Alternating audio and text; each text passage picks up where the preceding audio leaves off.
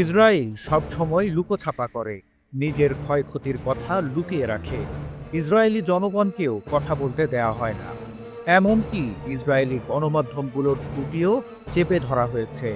Live সম্প্রচার তো দূরের কথা, কোনো স্পর্শকাতর ছবিও প্রকাশ করতে দেয়া হচ্ছে না। কিন্তু তারপরেও ক্ষয়ক্ষতির চিহ্ন লুকানো যাচ্ছে না। যে ছবি আর ভিডিওগুলো বাইরে আসছে তাতেই দেখা যাচ্ছে ইসরায়েলের দুরবস্থার চিত্র। ভবনের পর ভবন ইরানি ক্ষেপণাস্ত্রের আঘাতে চুরমার, রাস্তাঘাটগুলোতেও গর্ত। সামরিক গোয়েন্দা ভবন থেকে স্টক এক্সচেঞ্জ ভবন, এমনকি হাসপাতাল, সব জায়গাতেই আঘাত হেনেছে ইরানি মিসাইল। শত শত ইসরায়েলি আহত হয়ে হাসপাতালে ভর্তি হয়েছে।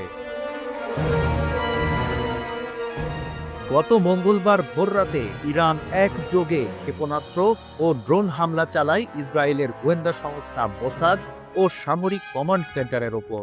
এর পরপরই তেল আবিব, হাইফা, রামাত গান, গোলন এবং সোরোকার হাসপাতাল সহ বেশ কয়েকটি গুরুত্বপূর্ণ স্থাপনায় ব্যাপক ধ্বংস নেমে আসে। ইরানের ইসলামী বিপ্লবী গার্ডস কোর IRGC জানিয়েছে, ওই হামলায় ৩০টিরও বেশি ক্ষেপণাস্ত্র ছোড়া হয়। তারা দাবি করেছে লক্ষ্য ছিল মূলত সামরিক স্থাপনাগুলো, তবে এর পাশে থাকা হাসপাতাল আংশিকভাবে ক্ষতিগ্রস্ত হয়।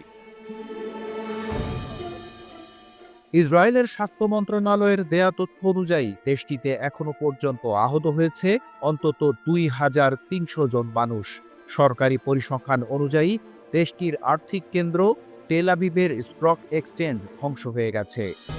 রামাত গানে ডায়মন্ড এক্সচেঞ্জ চত্বর কার্যত মাটিতে মিশে গেছে এবং গোলন শহরে ব্যাপক অগ্নিসংযোগ আর ধ্বংসের চিত্র ফুটে উঠেছে।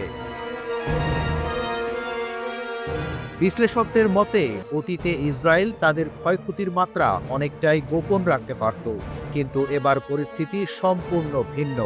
সামাজিক যোগাযোগ মাধ্যমে ছড়িয়ে পড়া ভিডিও ও ছবি, বিভিন্ন আন্তর্জাতিক সংবাদ মাধ্যমের রিপোর্ট এবং উপগ্রহ চিত্রের মাধ্যমে প্রমাণিত হচ্ছে ইসরায়েল এবার মারাত্মক ক্ষতিগ্রস্ত হয়েছে। ইরান পাল্টা হামলার দায়ে স্পষ্ট জানিয়ে দিয়েছে আক্রমণ আরও চলবে যতক্ষণ না শত্রু থামে। অন্যদিকে ইসরায়েলও পাল্টা আঘাত হানছে। তেহরানের পারমাণবিক গবেষণা কেন্দ্র লক্ষ্য করে চালানো হামলার কথা এ পর্যন্ত জানানো হয়েছে। তবে বিশ্লেষকেরা বলছেন ইসরায়েলের পাল্টা আঘাত তুলনামূলকভাবে দুর্বল এবং এখনো পর্যন্ত বড় ধরনের কোনো সফলতা এনে দিতে পারেনি। এর মধ্যে হোয়াইট হাউসের উদ্বেগ বাড়িয়েছে ইরানের পারমাণবিক অগ্রগতি। মার্কিন প্রেস সেক্রেটারি জানিয়েছেন, ইরান কয়েক সপ্তাহের মধ্যে পরিপূর্ণ পারমাণবিক অস্ত্র তৈরিতে সক্ষম হয়ে উঠবে।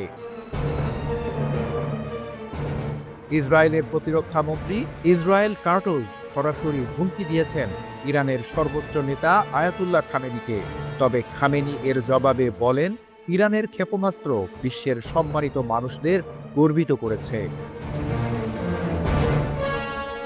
এদিকে হিজবুল্লাহর মহাসচিব নাইম কাসেম জানিয়েছেন, ইরান একা নয়, হিজবুল্লাহ তার পাশে আছে এবং প্রয়োজনে যুদ্ধও হবে।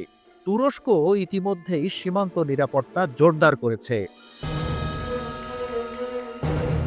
এই মুহূর্তে বিশ্বের নজর রয়েছে ইসরায়েলের ওপর। দেশটি আর আগের মতো আঘাত গোপন রাখতে পারছে না। বাস্তবতা এখন চোখের সামনে। ইসরায়েল এখন যুদ্ধের আসল মূল্য দিচ্ছে।